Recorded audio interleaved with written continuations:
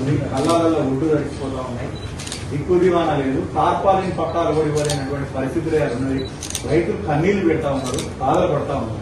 వెంటనే కొనుగోళ్లను వేగవంతం చేయండి అని చెప్పి రైతుల పక్షాన మిమ్మల్ని అభ్యర్థించడం కోసం కిసాన్ మోర్చా టీం రెండు రైతు భరోసా ఇంతవరకు లేదు.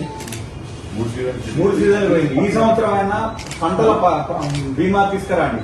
ప్రధానమంత్రి ఫసల్ బీమా యోజన ఈ రాష్ట్రంలో అమలు చేయమని చెప్పి కిసాన్ మోర్చా పక్షాన మిమ్మల్ని మీ ద్వారా ప్రభుత్వాన్ని అభ్యర్థిస్తున్నాం.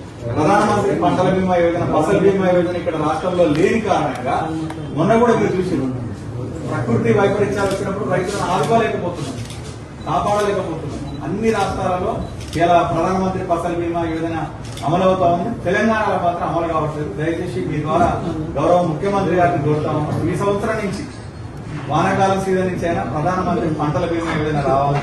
సమగ్ర రుణమాఫీ విషయంలో కూడా ఇంకా దాదాపు 60%